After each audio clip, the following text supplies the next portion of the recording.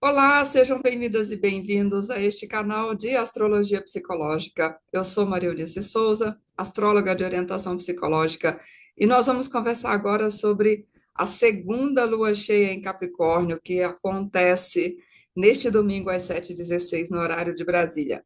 Por que segunda? Porque já tivemos uma lua cheia em Capricórnio no dia 21 de junho.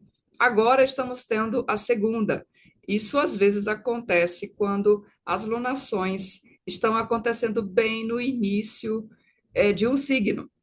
Então, a primeira lua cheia aconteceu no segundo grau de Capricórnio, grau 1 e alguns minutos. E agora, essa segunda lua cheia acontece exatamente no último grau, o grau 29. Mas antes de a gente começar a olhar para essa lua cheia, todas as suas peculiaridades, recados básicos. Muito obrigada a você que está aqui me seguindo, que já se inscreveu no canal. Vou pedir que deixe o seu like, a sua curtida nesse vídeo e espalhe o link dele por aí. E você que está vindo a primeira vez, obrigada pela visita. Espero que você goste do conteúdo e, se gostar, se inscreva no canal e ative as notificações. Bom, primeiro, antes de a gente olhar o mapa propriamente dessa lua cheia, vamos tratar de algumas coisas mais gerais desse eixo de Câncer e Capricórnio. Primeiro, a gente precisa lembrar que uma lua cheia sempre é a culminação de um ciclo iniciado com a lua nova. Neste caso, a lua nova de Câncer, que aconteceu no dia 5 de julho. Já já eu mostro esse mapa também. Lá na lua nova, a gente começa um ciclo, a gente lança sementes. Na lua cheia, essas sementes que já nasceram, que já cresceram, essas árvores ou essa plantação produz flores e frutos, e a gente tem, então, essa imagem metafórica de uma colheita. E do que fala esse eixo de Câncer e Capricórnio, né? A gente sempre precisa lembrar o background aonde isso está acontecendo. Esse eixo, esse par de opostos de Câncer e Capricórnio, trata principalmente da nossa busca de viver as nossas relações de interdependência de maneira saudável, representada por Câncer. Câncer traz ainda as imagens arquetípicas da mãe, da criança, da parteira, é a nossa busca de nutrição, seja em nível físico, seja em nível emocional. Tem a ver com os nossos vínculos familiares, tem a ver com a família onde nós surgimos, a família onde nós nascemos. Já o signo oposto, que é Capricórnio, fala exatamente de nós sermos capazes de nos estruturarmos no mundo de forma independente e autossuficiente, de sermos capazes de cortar o cordão umbilical com essa família de origem e nos lançarmos no mundo e funcionarmos nesse mundo dessa forma autossuficiente, como adultos operantes, saudáveis, perfeitamente ajustados nesse mundo civil. Então, quando a gente olha o eixo, nós estamos falando de família e sociedade, onde essa família se insere para contribuir com essa sociedade formada, onde nós, indivíduos, saímos da nossa família também para, de repente, criar uma outra família e também somar nessa sociedade. Então, esses são temas muito gerais desse eixo de Câncer e Capricórnio.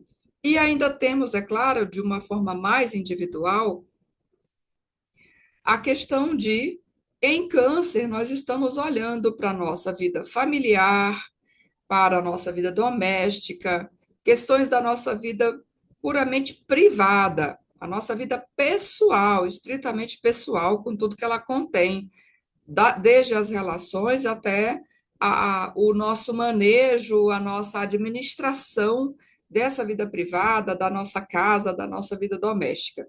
Já o outro lado, que é Capricórnio, trata da nossa vida pública, e isso geralmente acontece num contexto profissional, com o nosso trabalho, com a nossa carreira, com um ofício que nós é, exercitamos no mundo.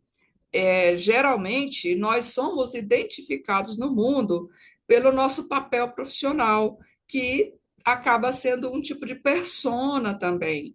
Então, aquela pessoa é professora, aquela outra pessoa é médica, aquele outro é mecânico, aquele outro lá é engenheiro, a outra pessoa lá é diarista. Então, a gente tem uma imagem associada ao trabalho que nós executamos no mundo. E é em Capricórnio que nós olhamos para isso, essas estruturas sociais que estão muito conectadas com o desempenho de atividades profissionais que a gente executa no mundo. E aí, como é que está a interface, como é que está a relação e o equilíbrio entre a nossa vida pessoal, privada, e essa nossa vida profissional, essa nossa vida pública.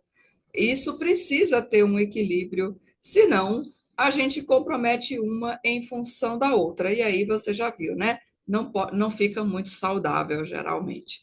Então, de novo, isso são temas bem gerais desse eixo de Câncer e de Capricórnio.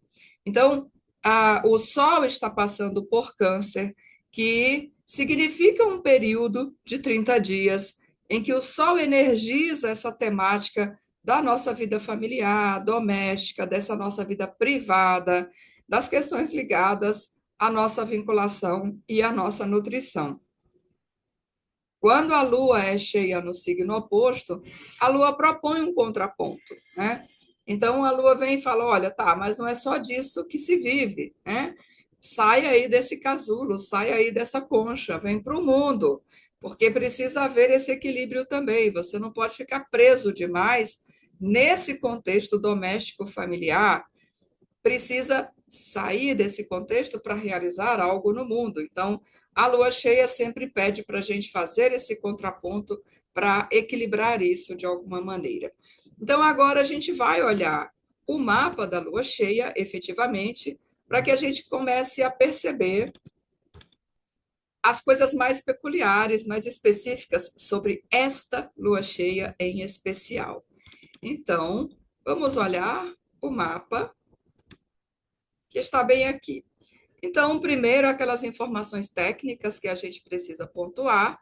A Lua vai ser cheia no dia 21 de julho de 2024, domingo, às 7h16, no horário de Brasília. Para Portugal, vai ser às 11h16, do dia 21. A Europa, neste período, tem horário de verão, por isso a diferença do fuso horário em relação a Brasília é de 4 horas. Bom, o que nós vemos neste mapa? Primeiro, a gente vê um mapa que tem como dominantes alguns planetas que são um tanto diferentes entre si, porque primeiro a gente tem Vênus no ascendente desse mapa de Brasília, o que já nos dá uma tônica de que essa lua cheia trata muito das questões relacionais de uma forma ainda mais direta. Por que mais direta? Porque a lua cheia sempre traz como pano de fundo a temática das relações. Afinal, é a lua, que é um princípio feminino, se opondo ao sol, que é o princípio masculino. A oposição é esse aspecto que fala de uma relação, o eu e o outro aqui se confrontando, geralmente no momento de tensão, mas é essa necessidade de conciliação entre vontades que parecem divergentes. Então, a lua cheia, como tema básico, tem as relações. Neste caso, no mapa para Brasília, porque para outros lugares isso aqui muda de figura, Vênus está próxima de ascender, aqui perto do ascendente, então ela já diz: essa lua cheia vai tratar muito das questões relacionais dentro do contexto do Brasil. Relacionais, seja nas relações amorosas, sejam as parcerias, os acordos que precisam ser feitos ou que estão sendo negociados.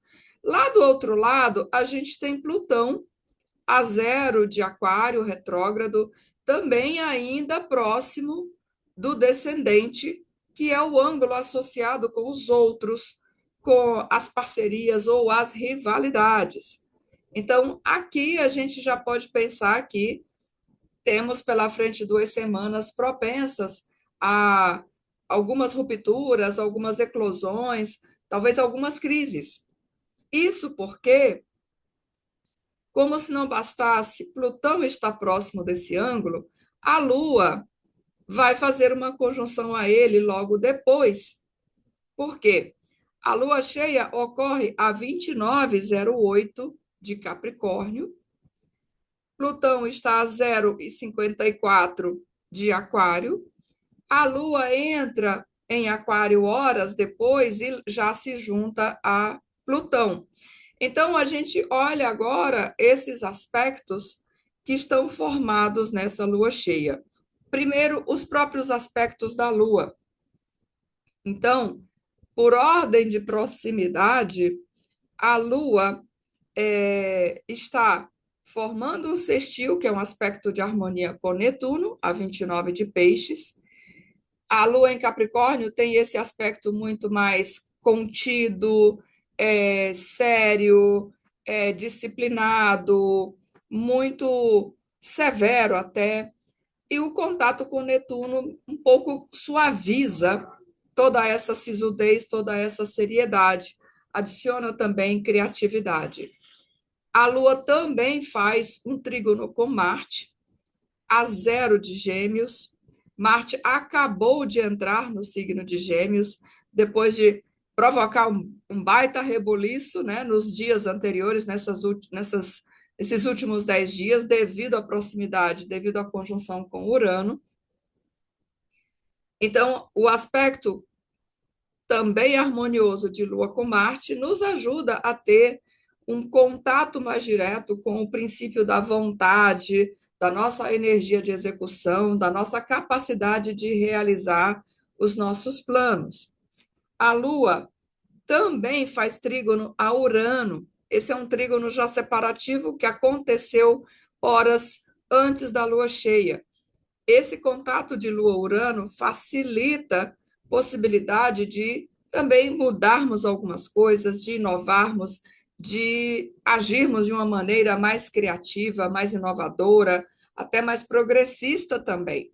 Considerando que é uma lua de Capricórnio que tende a ser mais conservadora, o contato com Urano favorece uma tônica mais progressista e, quem sabe, equilibra esse tom conservador. E já falei que a Lua está em contato com Plutão, uma conjunção dissociada, porque é em signos separados, porém já um aspecto muito próximo. A conjunção de Lua-Plutão indica uma lua cheia, de novo, bastante crítica, bombástica até, porque sempre que Plutão entra na história, você já sabe, a gente tem uma propensão a mudanças drásticas nos cenários, a gente tem uma tendência a haver algumas crises, a haver uma ebulição emocional no coletivo. Por quê? Porque a Lua é um significador das grandes massas, do coletivo, do popular, né, das multidões. E a lua cheia já é um período onde as emoções estão muito exacerbadas. Então, o coletivo, durante a lua cheia, tem uma tendência de estar com as emoções extrapoladas. Então, opinião pública tende a estar também mais efervescente, mais apaixonada. Com a junção a Plutão, tudo isso se intensifica, tudo isso se adensa. E, de fato, não precisa ir longe, porque nos últimos dias o que mais ouvimos falar foi de tumultos populares, foi de situações críticas afetando grandes números de pessoas. Além do apagão cibernético, simbolizado, entre outras coisas, por Mercúrio, a gente também tem tido esses conflitos diversos se acirrando. Por exemplo, em Bangladesh, a gente teve uma semana muito tumultuada, muito violenta, com protestos de estudantes devido a certas condições na política local e protestos e conflitos que já significaram a morte de mais de uma centena de pessoas. É, invadiram uma prisão, libertaram muitos presos, então muitas pessoas já morreram. Esse é um exemplo de tumultos populares e quando ocorre próximo de uma lua cheia, realmente as emoções ficam mais exacerbadas, a tendência às pessoas saírem de controle é muito maior. Por isso, o contato de Lua com Plutão se torna realmente muito mais crítico. A outra coisa que é importante de lembrar é que nós estamos num ano de lunistício maior. Então, toda vez que a Lua passa por Capricórnio, Sagitário, Capricórnio, Gêmeos e Câncer, é muito provável que ela saia dos limites da eclíptica, que ela saia dos limites do Sol. É o caso desta Lua. Ela não está tão exacerbada quanto a primeira lua cheia de Capricórnio, do dia 21 de junho, que estava a 28 graus das declinações, quer dizer, ela estava realmente muito extrapolada no céu. A lua deste domingo já está voltando para os limites da eclíptica e ela está a 24,57 nas declinações. Ainda está fora dos limites, mas já voltando. De qualquer maneira, uma lua fora dos limites, você que já me acompanha há algum tempo sabe como funciona. A lua cheia já tem essa condição de exacerbação das emoções, dos sentimentos populares. Quando ela está fora de limites, isso se intensifica também. É mais uma camada extremada que se adiciona nesse contexto durante esses dias. Então, a lua fora de limites pode indicar que essa movimentação popular, essa emocionalidade popular, ela tende a estar mais extremista ou extremada, ela tende a estar muito mais imprevisível, descontrolada. Então, é um contexto realmente muito crítico. Então, é uma lua cheia muito, muito carregada, é uma lua cheia muito intensa. Além desses aspectos que eu já mencionei, que são os mais próximos, a Dona Lua também está se afastando de uma quadratura com Quiron. O Sol completou essa quadratura também 6 dias antes. São quadraturas muito ampliadas, porque já aconteceu, aqui tem 6 graus de distância, mas ainda é possível a gente considerar, porque afinal a gente tem uma T-square formada aqui com esse Quiron de foco. O que isso significa? O Quiron é um asteroide que trafega entre Saturno e Urano. Ele tem como temas e significados gerais as imagens das pessoas, dos outsiders, o bode expiatório, aquelas pessoas que não se encaixam completamente, aquelas pessoas que estão à margem, pessoas ou grupos, né, que estão à margem, que são vítimas de preconceitos, que são excluídas do status quo. Ele também é, tem essa imagem do curador ferido. Então, ele também representa as dores, as feridas que não têm cura, que são da condição humana, as limitações da condição humana. E, potencialmente, também representa um princípio de cura.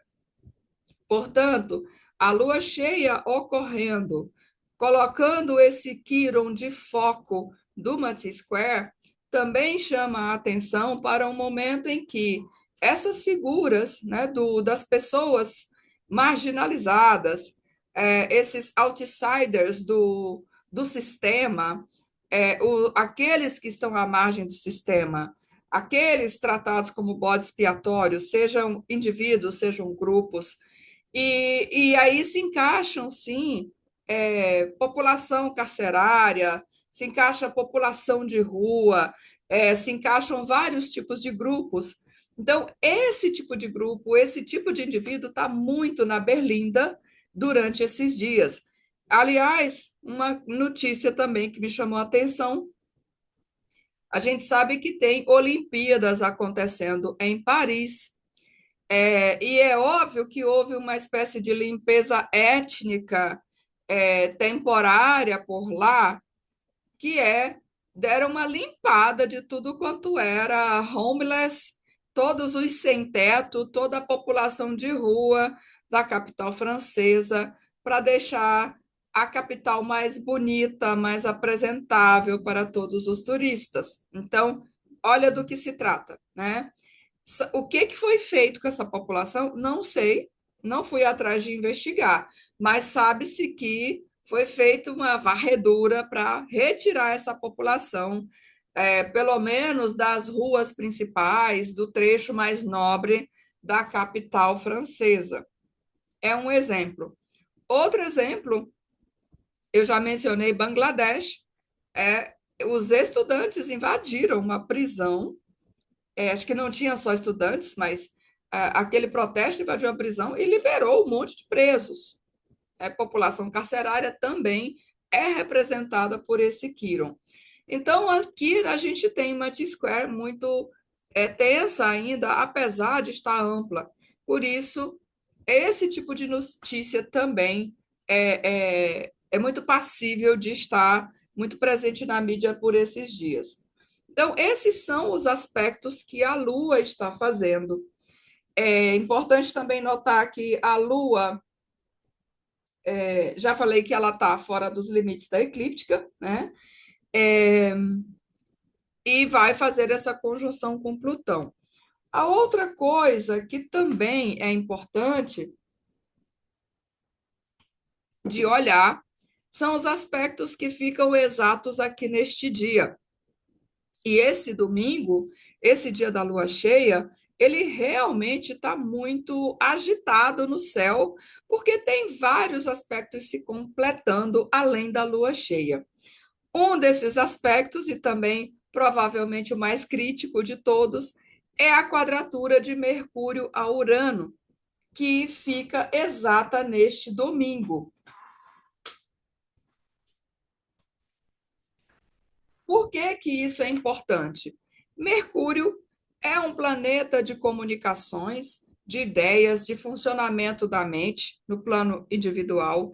No plano coletivo, é um planeta que representa as telecomunicações, as comunicações em geral, no sentido amplo, no sentido coletivo, representa mercados, comércio, todo tipo de transação mercadológica, representa as trocas em geral, e Mercúrio também representa movimento, movimento físico, trânsito, tráfego. Também tivemos notícia nos últimos dias de um apagão cibernético ocorrendo por falhas de duas empresas, a Microsoft e um de seus fornecedores, que por sinal despencou na bolsa. Então, devido a falhas no funcionamento dos sistemas dessas empresas, todas as empresas maiores que dependem desses sistemas ficaram apagadas nesses últimos 2 dias. E aí a sequência, a cadeia de consequências. Cancelamentos de voos diversos, problemas diversos com empresas não podendo operar, não podendo funcionar, porque computadores não funcionam. Isso é só para a gente ter uma noção. Nós somos completamente dependentes de tecnologia na modernidade. A gente vive assombrado por essas promessas, essas previsões de apagões tecnológicos, de apagões cibernéticos.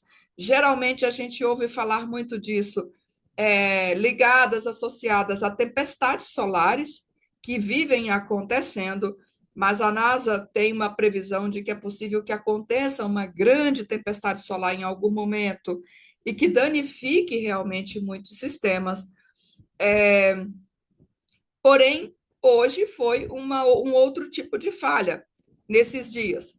E isso é simbolizado por esse aspecto que Mercúrio está fazendo a Urano. Por quê? Como eu disse, Mercúrio é esse planeta associado com comunicação, conhecimento, contatos, conexões diversas. Urano é um planeta associado com tecnologia, inovações, progresso, rebeldia, quebras, rupturas. Acontece que a relação entre eles atual é muito tensa, é uma briga. Então, Mercúrio em quadratura com Urano representa um momento de possível ruptura nessas comunicações, de quebra nessas conexões, de surpresas, de situações inesperadas acontecendo que causam disrupção, que causam choques. E isso é algo que, infelizmente, vai se estender por um bom tempo. Por quê? Porque esse aspecto que Mercúrio faz a Urano vai acontecer 3 vezes. Sim, é isso mesmo que você ouviu. Por quê? De novo, Mercúrio vai ficar retrógrado no dia 5 de agosto. Então, grava aí essas datas. No dia 21 de julho, junto da lua cheia, nós temos a primeira quadratura que Mercúrio faz a Urano. Aí Mercúrio entra em Virgem daqui a pouco e é, Mercúrio vai entrar em Virgem no dia 25 de julho. Ele vai até o grau 4 e no dia 5 de agosto entra em movimento retrógrado. Na retrogradação, ele volta para Leão e vai fazer a segunda quadratura a Urano em algum momento do mês de agosto. Ele vai ficar retrógrado até o dia 28 de agosto. De 5 a 28 de agosto, Mercúrio está retrógrado. Ele vai retornar de 4 de Virgem até 21 de Leão. Depois, quando ele voltar da retrogradação, no dia 28 de agosto, ele retoma o movimento direto e vai então fazer essa quadratura a Urano pela terceira vez, já em setembro.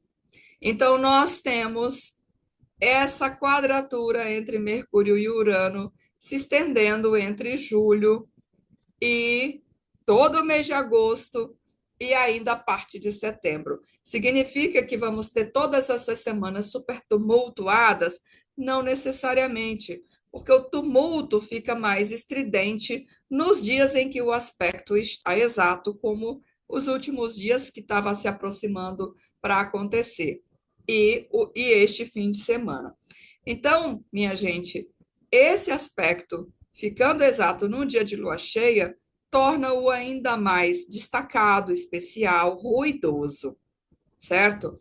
Outro aspecto que também fica exato, dessa vez um aspecto harmonioso, é Vênus, passando aqui por 11 de Leão, que vai se harmonizar com Júpiter também no domingo.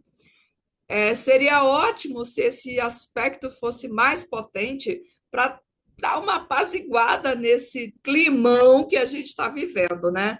Mas infelizmente não é tanto. São dois planetas chamados benéficos. Júpiter é o grande benéfico, Vênus é a pequena benéfica. Eles estão aqui bem harmonizados. Vamos esperar que, sim, dê para apaziguar algumas coisas. Então, esses são os aspectos principais que estão acontecendo neste dia, nesse mapa da lua cheia. A outra coisa que a gente precisa olhar é Saturno, o regente da lua cheia, afinal, a lua está em Capricórnio, um signo regido por Saturno. Saturno é o governante da lua neste mapa. Onde está Saturno? Atualmente retrogradando por Peixes. E Saturno agora só faz um aspecto maior. Aliás, faz não, ele está recebendo. Ele começa a receber a quadratura de Júpiter, uma quadratura cíclica, um desdobramento do ciclo entre esses dois planetas. Esse aqui é um desdobramento do ciclo que eles iniciaram em dezembro de 2020. Todos nós sabemos disso. É a primeira quadratura, é a quadratura crescente. Essa quadratura fica exata já agora no segundo semestre. Ela vai acontecer também 3 vezes, porque Júpiter quadra Saturno, retrograda, volta, quadra de novo, fica direto já lá em fevereiro. Júpiter vai retrogradar em outubro, fica retrógrado até fevereiro, retorna e faz a terceira quadratura. Então, Saturno está se preparando para receber essa quadratura. E do que trata essa quadratura? É o embate, é a colisão entre o impulso de crescer e o impulso de conservar, de permanecer onde está por segurança. É a busca de expansão e, ao mesmo tempo, a percepção de uma contração, de respeitar um limite. São dois princípios opostos complementares. A gente vai falar mais disso nas próximas semanas e meses, porque esse é o aspecto principal acontecendo e movimentando os céus nos próximos meses. Afinal, são os dois cronocratores, Júpiter e Saturno. Então, minha gente, é essa lua cheia que está acontecendo no céu do nosso domingo. Além disso, tem aqui uns pontos médios muito interessantes que eu não podia deixar de mencionar, porque eles são também bastante tensos. Nós temos o planeta Marte, aqui a 0 de Gêmeos, no ponto médio exato entre Vênus, que está a 11 de Leão, e Saturno, que está a 19 de Peixes. Marte, no ponto médio entre Vênus e Saturno, Marte é uma tesoura. Lembra que Marte rege os metais cortantes, especialmente?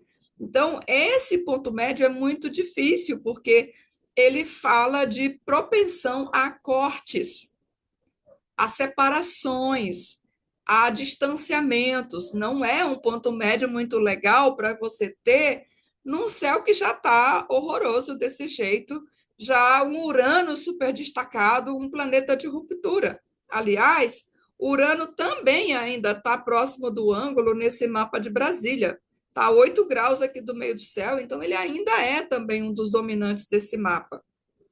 Então, Marte, nesse ponto médio, aumenta essa propensão aos cortes, às rupturas, às separações ou à quebra de acordos, às quebras de negociações, infelizmente. Outro ponto crítico também, outro ponto médio também bastante crítico e que precisa ter uma atenção é que esse mesmo Marte também está no ponto médio, dessa vez, entre Netuno, a 29 de Peixes, e o Sol, a 29 de Câncer. Pelo menos no caso desse ponto médio, tem uma relação de harmonia entre todos eles. Isso porque o Sol está em trígono a Netuno no dia da lua cheia. Esse trígono se completa aí. Então, tem um trígono que é um aspecto favorável entre o Sol e Netuno, ampliando ainda mais a sensibilidade desse Sol canceriano. E os dois também recebem o sextil de Marte. Na verdade, o Sol vai fazer sextil a Marte depois que ele entrar em Leão, e Marte já fez o sextil a Netuno antes de sair de Touro. De modo que os três estão bem conectados harmoniosamente. Então, dá uma diminuída na tônica negativa desse ponto médio. Ainda assim, Marte, no ponto médio entre Sol e Netuno, fala de um potencial de fraqueza, de debilidade. Afinal, são dois astros, Sol e Marte, que tem a ver com vontade, com energia, com vitalidade. O contato com Netuno geralmente dá uma diminuída em tudo isso. E o outro ponto crítico, ponto médio crítico, também envolve Netuno, e é exatamente Netuno, dessa vez, no ponto médio entre o Marte, de novo, e Plutão. Mas, mais uma vez aqui, eles também estão numa relação de harmonia, o que me leva a chamar a atenção para esta figura de um trapézio que nós temos formado aqui. A base desse trapézio é exatamente a oposição entre Lua e Sol. a própria base da lua cheia.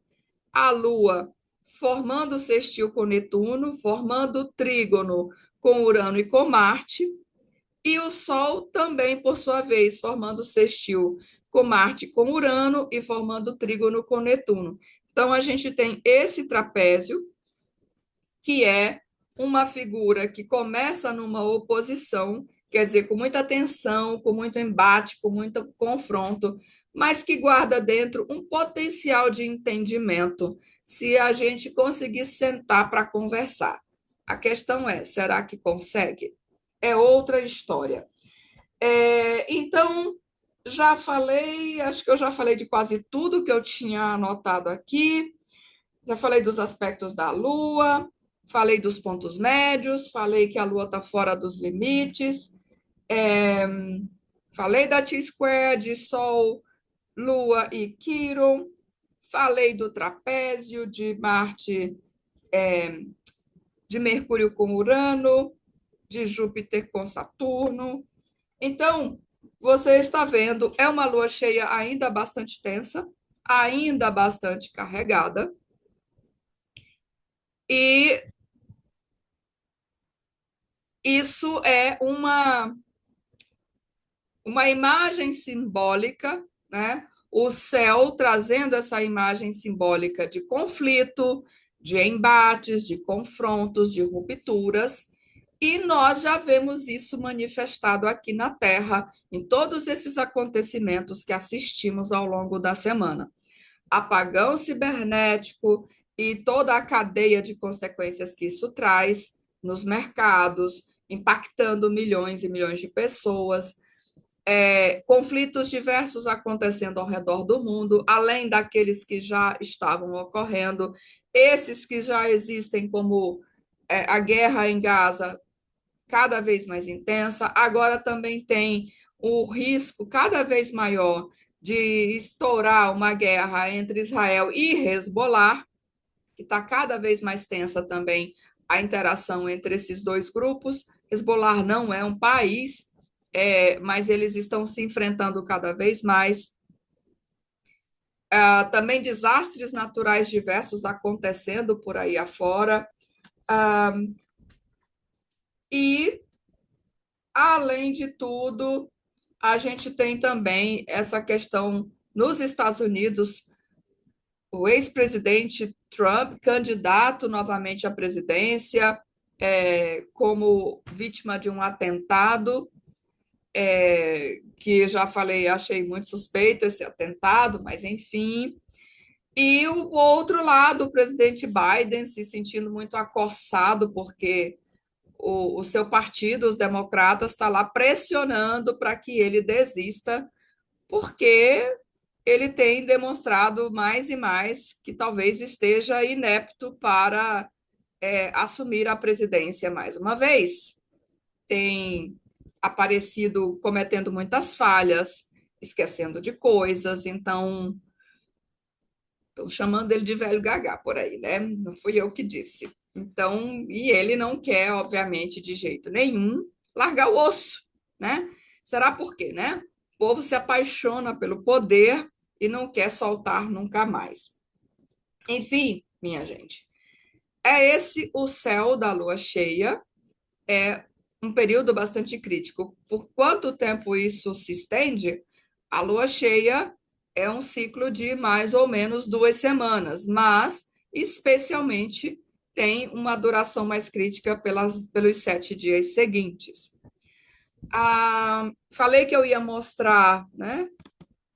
Esse aqui foi a primeira lua cheia em Capricórnio, no dia 21 de junho.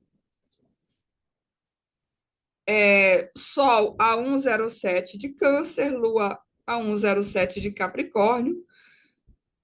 Naquele momento, a Lua se opôs também a Vênus e a Mercúrio, e havia uma quadratura, nesse caso, muito próxima com Netuno. E essa foi a Lua nova em Câncer, que iniciou este ciclo que estamos vivendo. Essa Lua nova aconteceu a 14 de Câncer, se aproximando de conjunção a Vênus, e ainda formando também se aproximando de quadratura com Quirón. Bom, a outra coisa para a gente fechar essa análise que eu queria mostrar era que eu queria trazer, não mostrar, o símbolo sabiano do grau da lua cheia, que é 2908, grau 30 de Capricórnio. A imagem deste símbolo é a seguinte: diretores de uma grande firma se encontram numa conferência secreta. Olha, gente, tem umas coisas que parecem feita de encomenda, né? Esse símbolo, esse símbolo é muito engraçado, né? É um símbolo muito engraçado de se analisar, especialmente nesse contexto que a gente está vivendo. Esses diretores de uma grande firma podem muito bem ser diretores de um partido, correligionários de um partido que tem lá os seus interesses, que estão lá fazendo os seus acordos. Imagina os republicanos de um lado, os democratas do outro lá nos Estados Unidos. Imagine a oposição aqui no Brasil. E a gente também pode pensar nessas grandes empresas, por exemplo, Microsoft, que deve estar aí sapateando para contornar essa baita crise que está enfrentando, sem falar na outra empresa, esqueci o nome, que é realmente quem causou o tumulto todo. Então, diretores se reunindo numa reunião secreta é até engraçado esse símbolo numa lua cheia crítica como essa, né? Vamos ver o que os dois analistas que eu geralmente trago estão me dizendo aqui. Então, a Linda Hill, por exemplo, diz que pode haver um sentimento de ficar de fora do controle direto de decisões que precisam ser tomadas pelos diretores daquela firma grande. Não importa o quanto a gente esteja por dentro das coisas, talvez a gente não esteja escutando tudo o que está sendo dito. E assim, tem uma necessidade de sermos cautelosos sobre aquilo que a gente deduz, as conclusões a que a gente chega, ou as imaginações que a gente tece sobre o que realmente está acontecendo. Então, será que a gente está envolvido em algum processo sem levar em consideração a imagem maior, o contexto maior das coisas? Talvez nós estejamos sendo excluídos porque a gente não tem realmente conhecimento suficiente, sabedoria suficiente para estar ali, ou conhecimento do próprio sistema. Talvez não tenhamos autoridade suficiente para também tomar as decisões que importam. Então, aqui também há a sensação de uma espionagem acontecendo, de haver algum tipo de conspiração. O Dan Rudyard traz uma análise num contexto um pouquinho diferente,